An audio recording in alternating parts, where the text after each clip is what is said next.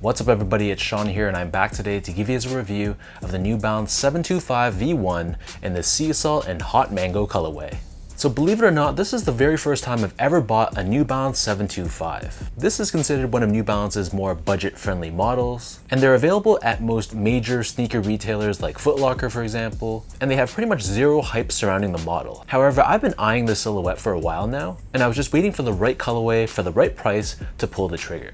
So this is the Sea Salt, Hot Mango, and Timberwolf colorway, and these retailed for a price of $110 US or $150 here in Canada.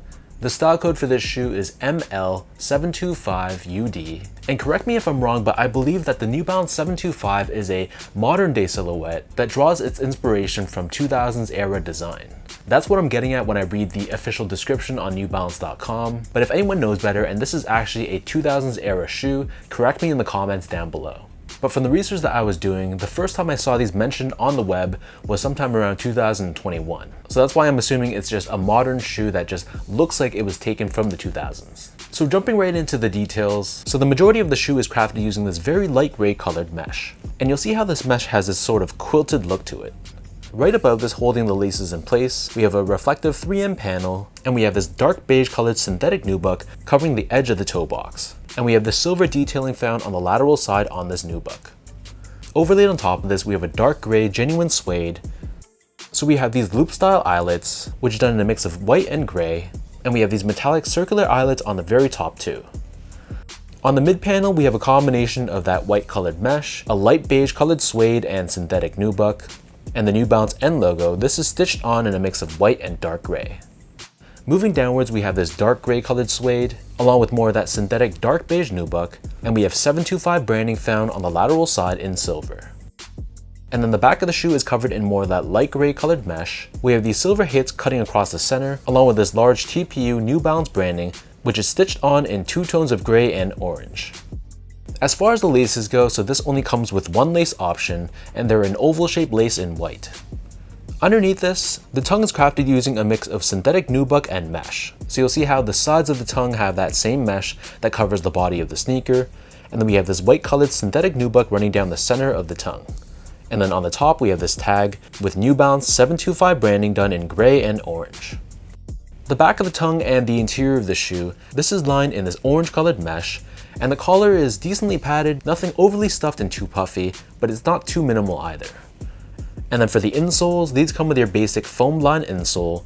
It's mesh lined on top, and we have New Balance running branding pressed onto the heel. So the upper of the New Balance 725, it sits atop this chunky and sculpted midsole, which according to New Balance's website is comprised of C-cap, which is basically a compression molded EVA foam. But you'll notice how we also have Absorb branding, which is protruding out of the lateral heel, so I assume that this is some sort of dual density foam setup. And then for the outsole, this is crafted entirely out of a black colored rubber. We have these horizontal grooves to give you added flexibility. And then in the middle, instead of an actual TPU or carbon fiber shank plate, this just feels like a stiff rubber, but its function is the same. It helps with torsional rigidity and mid-foot support. So that breaks down the look and the construction of this pair. And for those wondering about how these fit, so my foot measures as a true size 10, slightly on the wider side. I got these in my true size 10, and they fit me decently. So to give you guys a point of comparison, I would go with the same size that you wear in, for example, made in Asia models like the 2002R, 1906R, 860V2, and made in UK models like the 1500, 991. So all those models, I also go true to size in with a size 10, whereas I go a half size down to a 9.5, and a lot of made in USA models like the 992, 993, 990V3, V4, V5, and V6. So getting these in my true size, the length of the shoe is perfectly fine. There's just over an index finger's width space between the top of the shoe and the top of my toe. However, the footbed of the sneaker is a little bit narrow. I can feel the edges of my feet kind of spilling over the edges of the shoe. It's an interesting design choice, but because of that, I would say that if you have a really wide foot, I would advise you to stay away from the sneaker because your feet, especially when they're wide, they're really going to be spilling over the edges of the shoe itself. Next up, in terms of the comfort of the sneaker, so overall it's okay comfortable. It's not anything amazing, but it's not uncomfortable by any means. We do have a decently chunky foam midsole, which does the job for an everyday casual use sneaker, but it's definitely not even close to models like a 1906R, 2002R, which generally speaking are a lot more comfortable than this model. Still, for the price that you're paying, it's not like it's uncomfortable. It's more comfortable to me than, for example, a Nike Dunk or an Adidas Samba. It's just that my standards for New Balance sneakers are a lot higher, so these unfortunately come in at a much lower ranking. Finally, in terms of the quality and craftsmanship, so first off, the material quality was really nothing special. Even though they do utilize genuine suedes on this shoe, it felt like a very thin, scratchy type of suede, and then the rest of the sneaker utilizes synthetic materials. But again, like I said, for the price point that you're paying, I feel like the materials are fair. Just don't go into buying the sneaker expecting super premium materials. And the build of the shoe I thought was fine. There were some very minor issues with some extra long threads that I had to trim down myself, but the general construction of the shoe was good. The panels were consistent between my left and right feet. There were barely any visible glue stains on this shoe, and the paint job was fine too.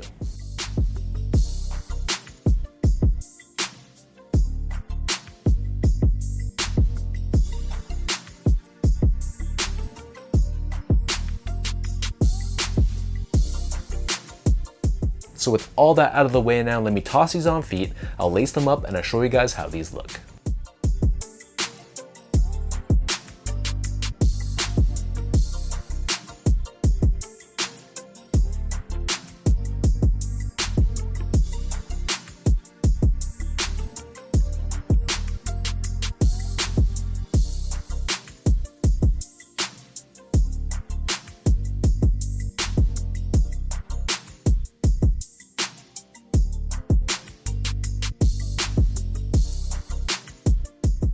All in all, if you're in the market for a budget-friendly, decently comfortable New Balance silhouette, then I think the New Balance 725E1 is perfectly fine.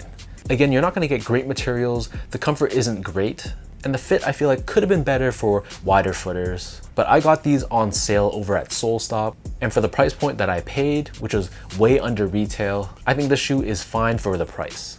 I actually think the design of the shoe is pretty clean as well. Obviously it has that 2000s era running shoe look to it, but done in much more of a lifestyle and casual use lens. So I wouldn't necessarily call this a sleeper silhouette, but I think that it doesn't nearly get as much attention and love that it probably deserves.